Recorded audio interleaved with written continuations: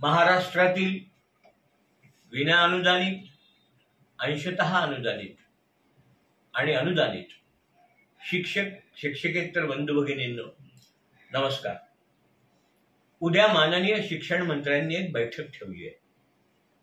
मला सुरू झाले प्रचंड फोन आणि मी काही व्हॉट्सअप ग्रुपवर मी हे देखील वाचलं की या बैठकीला अर्थ काय, आपण आपल्या आंदोलनाची तयारी करा। मला सांगा, आंदोलनात करू नये किंवा आंदोलनाची तयारी करू नये असं मी कधी म्हटलं आहे का? आंदोलन करणं हा आपला अधिकार आहे, ते आपण केलंच पाहिजे।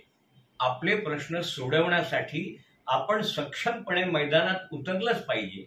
संघर्षातूनच यश मिळतं असं मी नेहमी सांगत आलो आहे। आता या पत्रात विषय नाही, त्याचीही व्हॉट्सअप ग्रुपवर चर्चा होती। प्रत्येक व्हिडिओ क्लिपमध्ये मी टप्पावारसाठी प्रयत्न करतो आहे हे सांगणं गरजेचं आहे का? शिक्षण क्षेत्रातल्या इतर विषयावर मी एखादी गोष्ट बोलत असेल, त्यात पुन्हा टप्पावारसाठी मी प्रयत्न करतो हे सांगणं गरजेचं आहे असं मला वाटत नाही। मी टप्पावारसाठी सातत्याने प्रयत्न करतो आणि प्रयत्न करत राहील। आता उद्या देखील जी बैठक आहे त्यात मी हा विषय बोलणारच आहे। आता मीच बोलणार का?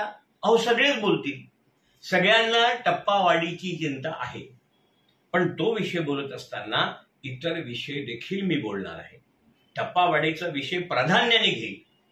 आणि दुसरी गोष्ट, सध्या जे वरिष्ठ श्रेणी निवड श्रेणी याचं प्रशिक्षण सुरू आहे, या प्रशिक्षणासाठी म्हणून ज्या काही समस्या शिक्षकांना भेडसावत आहे त्या समस्या घेऊन देखील उद्या मी तिथं बोलणार आहे।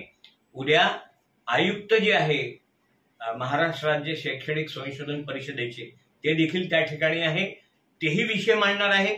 आणि इतर अनुषंगिक सगळे विषय जेवढे मला मांडता येतात, जेवढा माझा अभ्यास आहे, अगदी 23-24 ची पटसंख्या पकडून विना अनुदानितना अनुदान देणे इथपर्यंत सगळे विषय बारीक सारीक। आता मला असं म्हणू नका की आमचा विषय तुम्ही व्हिडिओ क्लिपमध्ये घेतला नाही। मी सगळेच विषय घेऊन त्या ठिकाणी अभ्यासपूर्ण बोलण्याचा प्रयत्न करणार आहे। तुम्ही निश्चिंत राहा।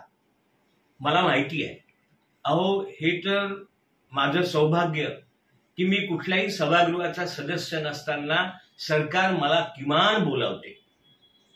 आता त्या संधीचा फायदा घेऊन तुमच्यासाठी जेवढं लढता येईल तेवढं लढण्याचा प्रयत्न मी करतोच आहे।